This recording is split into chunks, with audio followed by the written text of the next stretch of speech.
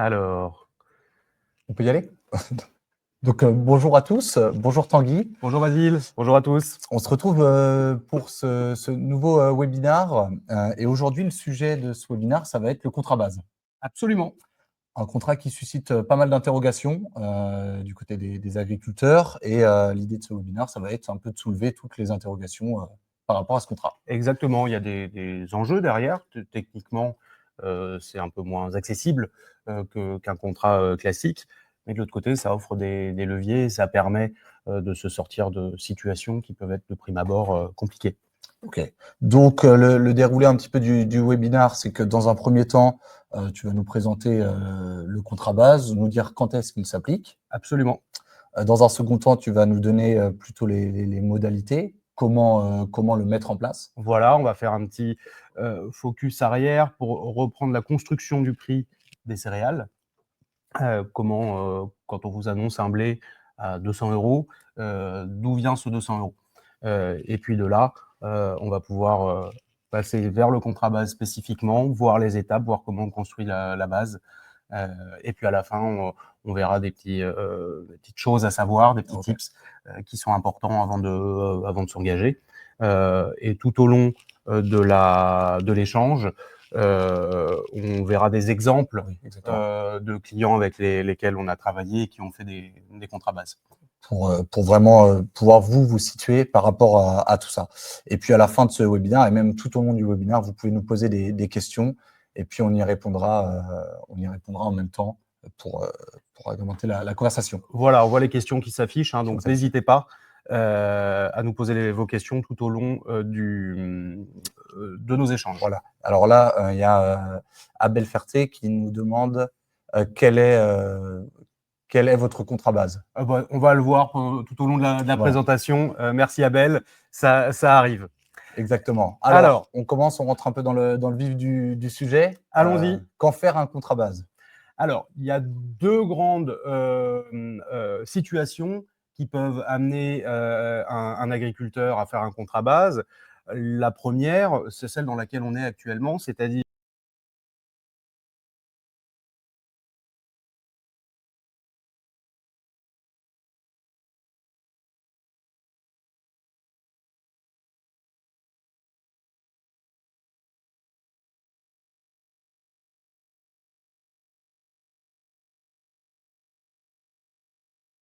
production généralement.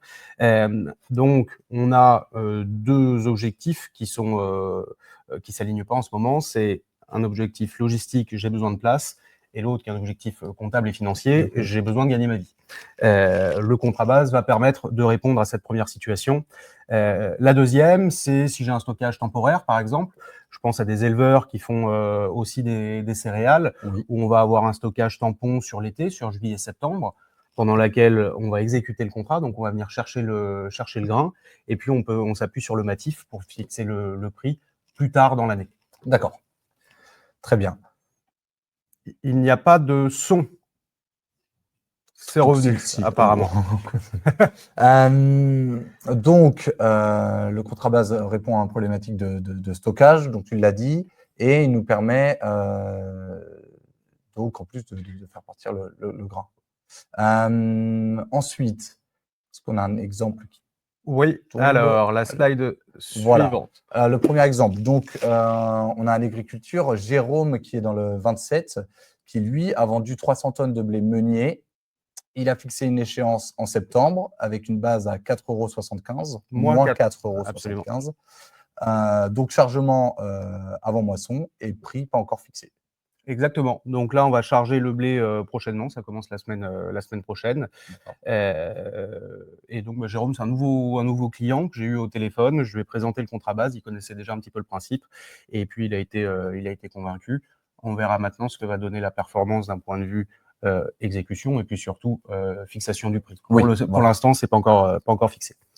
D'accord. Donc, ensuite, on va passer un petit peu aux modalités. Comment s'applique le contrat base? Comment on le met en place et comment il fonctionne? Exactement. Donc là, c'est ce dont je parlais tout à l'heure. On va revoir un petit peu comment on fixe un prix de céréales. Quand on annonce un blé à 190 € ou Prenons un exemple un peu plus joyeux à 230 €. Le principe est le même. Il y a en fait 4 étapes qui nous permettent de vous communiquer un prix à un instant T au départ de votre ferme. Le grain a cette particularité que c'est l'acheteur qui fixe le prix. Donc, quand on est au téléphone avec vous, nos clients agriculteurs, c'est nous, acheteurs, qui vous fixons le prix, mais il nous est fixé également par les acheteurs, ceux qui vont nous acheter le grain. Donc, on part d'un prix, prenons l'exemple de Rouen, hein, qui est la plus grande place. À Rouen, ils vont nous dire, j'achète le blé à +1, rendu Rouen, +1 de telle échéance matif. À partir de ça, on va calculer en fonction de là où est positionnée la ferme. Si on est dans la Nièvre, dans le 58, on a beaucoup plus de frais de transport pour arriver à Rouen que si on est dans le 28. Donc, on calcule ces frais de transport, on ajoute notre marge également. Et donc, ça nous donne, là j'ai pris un exemple à 12 € par exemple, donc c'est-à-dire qu'on est dans l'exemple de quelqu'un d'une ferme qui n'est pas très loin de Rouen, il y a assez peu de frais de transport. Et on ajoute ces frais, ou plutôt on les soustrait, du prix rendu. Donc si à Rouen, on achète à +1, l'acheteur me propose +1, j'ai 12 € de frais et de marge, moi je vais proposer -11 à mon agriculteur pour lui acheter, parce que je vais le transporter, je vais me marger dessus et je vais le revendre à +1. Et ensuite, on applique ce -11 au matif. Là, dans notre exemple, on a un matif qui est à 203 €, donc on fait 203 moins 11 et ça nous donne 192 €. Le -11 est plus ou moins fixe, il varie peu, le coût de transport varie peu, la prime varie, mais très peu. Le matif, lui, en revanche, fluctue toute la journée. C'est pour ça que quand vous avez reçu un SMS le matin et que vous nous appelez l'après-midi, le prix peut être différent, parce que le matif bouge en permanence. Très bien. Donc, on a Lionel qui nous demande comment calculer la base. Donc là, tu nous as donné le prix, comment fixer un prix pour un départ sur une échéance normale. Maintenant, le contrat base, comment on fixe cette base? Exactement. On va y arriver. Là, je continue dans la fixation, la création, la fabrication du Oui, prix. oui. Et on va voir après, Lionel, spécifiquement comment on arrive à -4,75 de septembre. La prime, donc le prix est constitué de deux choses. La prime, on vient de le voir, là on a pris l'exemple d'un -12, la prime départ de la ferme, et le matif. La prime rendue à Rouen ou à la Palisse, hein, qui sont deux grandes places, généralement elles sont similaires, elle varie peu. Généralement 80% du temps, 90% du temps, on est entre -2 et +2. On parle donc de 4 €. Si on prend une moyenne un peu basse, autour de 200 €, ça fait 2% du prix qui est lié à la prime. 98% du prix du blé, c'est le matif. Le matif, c'est la bourse. Donc, ce qu'on attend à 98% quand on attend une amélioration du prix du blé, c'est une amélioration du prix du matif. Et pour ça, on n'a pas besoin d'avoir son blé chez soi, dans son hangar. Tout à fait. On fait vraiment une distinction entre le grain en stock et donc le prix du grain au matif qu'on fixe plus tard. Absolument. C'est le principe même du contrat base, c'est de traiter d'un côté l'exécution physique et traiter de l'autre côté la fixation du prix, donc la performance économique de la ferme et comptable de la ferme. C'est vraiment ce qu'il faut commencer à comprendre, c'est je peux traiter d'une part mon grain, le charger, le livrer, voir la qualité, et d'autre part fixer le prix. Le matif nous permet de faire ça. Très bien. Ensuite, donc, Le principe, le fonctionnement. Comment ça fonctionne? exactement. Ça commence comme un contrat classique, c'est-à-dire qu'on définit un produit, une quantité et une période d'exécution. Donc le contrat base n'est possible que sur des produits, enfin des céréales qui sont indexées au matif. Forcément. C'est pas possible sur du tournesol, par exemple. Donc c'est du blé tendre, de l'orge, du maïs et du colza. Le reste, de l'avoine noire, ça n'évolue pas comme le prix du blé, donc on ne peut pas faire un contrat en avoine noire ou en sarrasin, un contrat base sur ces produits-là. D'accord. Donc on commence par définir comme un contrat classique, ce dont je viens de parler, produit, quantité, période d'exécution. Et ensuite, on fixe une base par rapport à l'indice qu'on voit. On va rentrer dans le détail juste après. Non, si tu peux revenir sur la slide précédente. Pardon. Tac. Ensuite, comme un contrat classique, on vient charger, on envoie le camion à la ferme, on charge et on livre le grain. Et ensuite, vous avez jusqu'au premier jour de l'échéance qu'on aura fixé ensemble pour fixer le prix. Ça peut être 3 mois plus tard, ça peut être 9 mois plus tard. Et vous fixez le prix quand vous voulez, entre la signature du contrat et le premier jour de cette échéance. D'accord. Donc, voilà étape par étape comment ça fonctionne. Très bien. Ensuite, on a un deuxième exemple avec Julien, qui lui est dans le 18, qui nous a vendu 150 tonnes de maïs. Donc en chargement janvier-mars 2024.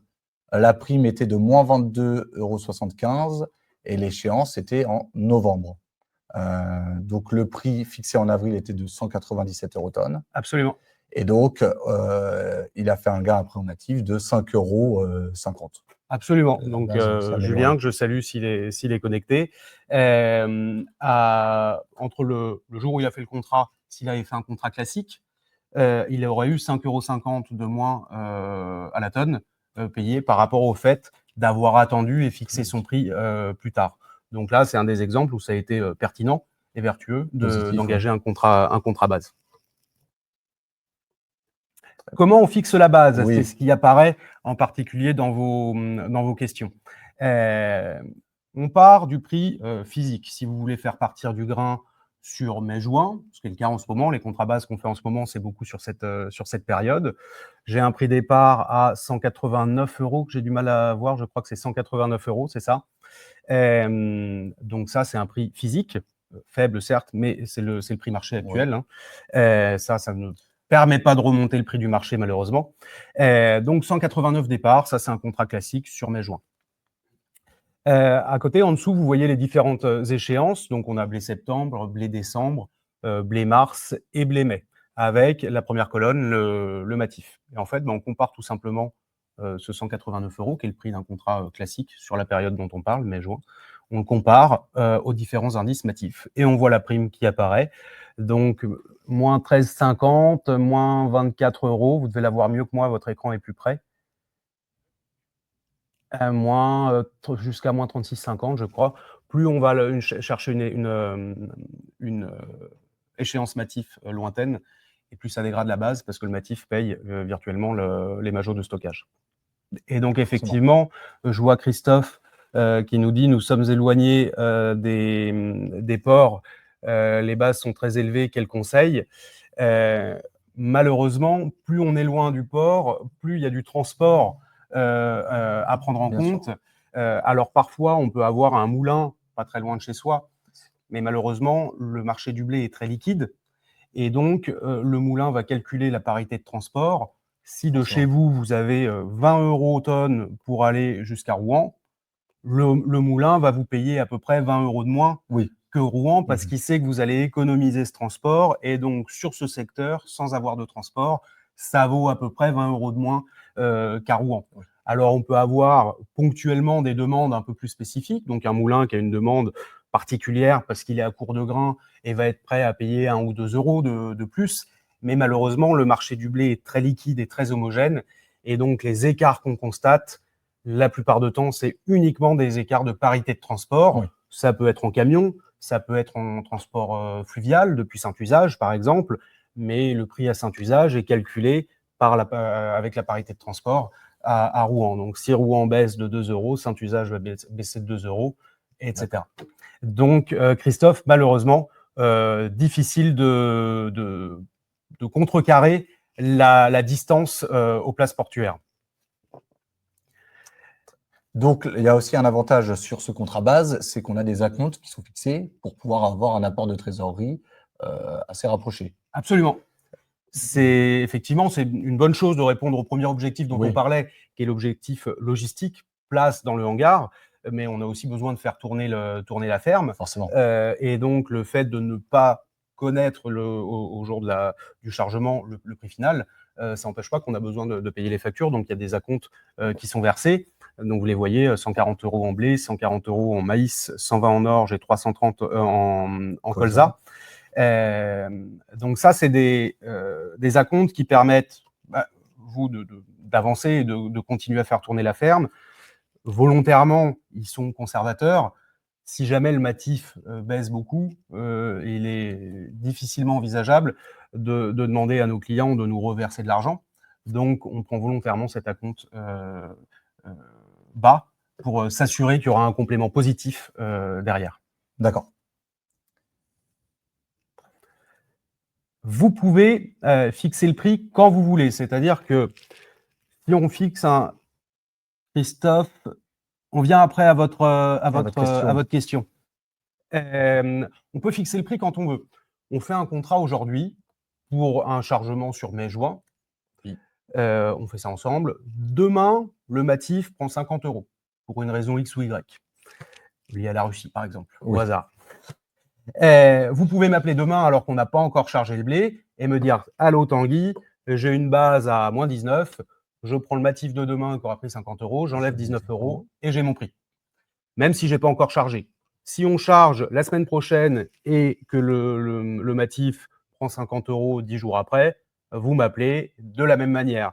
Et si vous avez choisi de vous indexer sur le mois de décembre, par exemple, donc le blé décembre, vous avez jusqu'au 1er décembre pour fixer le prix. Par lot de 2 ou 3 camions, c'est pas pratique, mais un camion, c'est 30 tonnes et un lot au matif, c'est 50 tonnes. Donc, on essaye de coller au maximum à un montant que nous, on engage au matif. 2 camions, 60 tonnes pour 50 tonnes, 3 camions, 90 tonnes. Mais si vous faites 10 camions, vous pouvez donc lisser votre prix et faire un prix moyen, comme ce qui se pratique en ferme. Et qu'est-ce qui se passe si, malheureusement, j'ai dépassé l'échéance et j'ai toujours pas fixé mon prix? On va le voir après, mais on peut y répondre dès maintenant. On évite. C'est important de suivre le matif pendant que vous faites un contrat base. Si jamais on arrive en fin d'échéance et qu'il n'y a pas de matif qui vous a satisfait ou qui vous a permis de valider un prix, on peut faire rouler la position sur l'échéance suivante. Donc, on regarde l'écart qu'il y a et puis on l'ajoute, ça modifie la base. Généralement, quand on le fait en fin d'échéance, c'est pas le meilleur moment. Donc, on déconseille, il vaut mieux se fixer dès le début une période suffisamment longue et éviter le roulement, mais c'est possible. D'accord, très bien. Pour ce CD, il y a des outils qui aident à piloter un contrat base. Le premier, c'est une protection à la baisse. Sans ça, le contrat base n'est pas une protection à la baisse. Donc, si le matif baisse, votre prix baisse. Si vous le fixez au prix au moment où le matif a baissé, vous aurez un moins bon prix. Mais on peut se protéger de ça en passant des ordres limites. Donc, à la baisse, en disant si le matif atteint tel palier, je veux déclencher l'ordre parce que je considère que ce sera une sous-performance d'aller vendre en dessous. Donc, je ne veux pas prendre ce risque. Oui. Et on peut faire l'inverse à la hausse. Alors, c'est vrai en particulier pour le colza qui a ce qu'on appelle une volatilité intraday. Dans la journée, le colza peut prendre 10 €.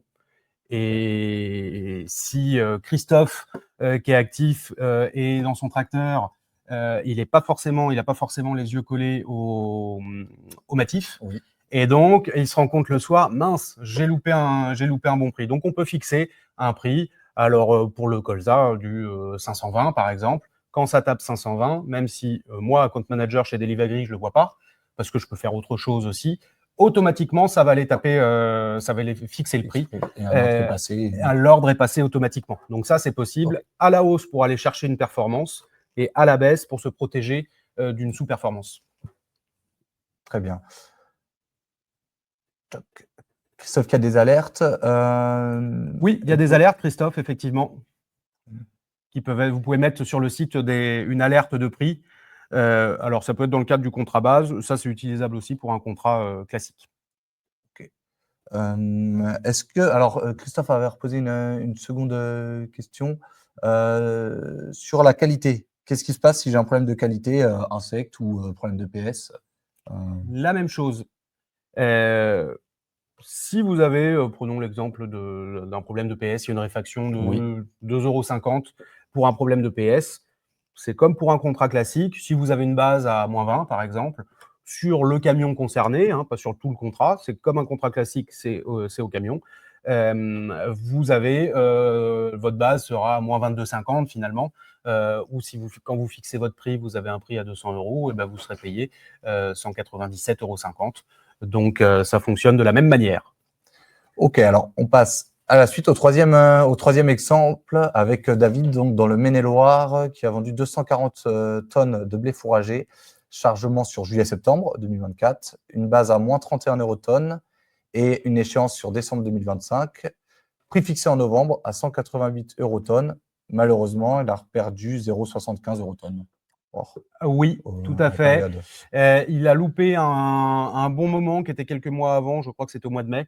Et donc, il a pris la décision fin novembre, pas novembre, pardon, de fixer le prix. Le roulement d'échéance n'était pas intéressant à ce moment-là, donc il a pris la décision de quitter, de fixer son prix à ce moment-là.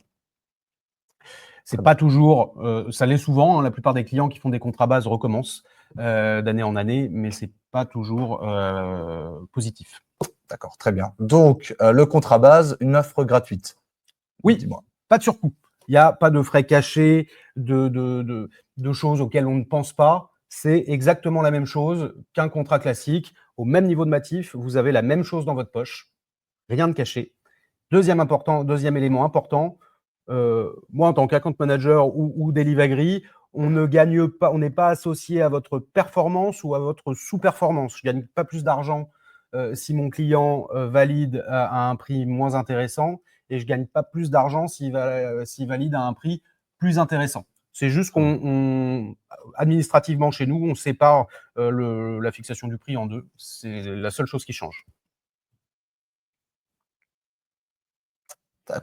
Est-ce que vous avez d'autres questions? Donc, si vous voulez poser les questions supplémentaires, c'est maintenant. Moi, j'avais une autre question, Tanguy. C'est est-ce que si j'ai un contrat, admettons, en blé décembre et que blé mars s'envole, je peux appliquer la prime de blé mars? Non. Quand on choisit une échéance lors du contrat, donc là, décembre, s'il y a un moment où mars s'envole tout seul, vous ne pouvez pas dire mon moins 20 de décembre, je l'applique au mois de mars. On peut faire un roulement, mais c'est comme quand ça se fait en fin de période. On regarde l'écart qu'il y a entre les deux et ça vient améliorer ou dégrader la base. Ok. Est-ce que vous avez d'autres questions? Alors, Julien, j'espère qu'on a répondu à votre question sur la base blé. Donc là, en l'occurrence, le moins 4,75, on était très proche de Rouen, peu de frais de transport. Ça payait à plus 3 et c'était pour combler un contrat. Et donc, le peu de transport a permis de valider une base comme celle-ci. Et je crois que c'était un PS et prot amélioré. On devait être à 77 de PS et 13,8 de prot, ce qui forcément surpaye un petit peu par rapport à un 76 11 220. Eh bien, écoutez. En tout cas, on vous remercie d'avoir été nombreux à nous suivre. Oui. Si vous avez d'autres questions, il n'est pas trop tard. Soit vous pouvez nous retrouver sur notre site internet, soit nous appeler directement. En tout cas, on reste à votre disposition pour répondre à toutes les autres questions. Avec plaisir. Un mot de la fin, Tanguy? Pour ceux à qui il reste du blé dans les hangars, regardez le matif, regardez le hangar. Vous verrez que la seule solution, c'est le contrat base en ce moment. Donc, appelez-nous. C'est pas toujours valable, mais là, en ce moment, ça l'est. Bon, très bien. Merci à tous. Merci Tanguy. Merci Basile. Merci à tous. À bientôt. Bonne journée. Au revoir.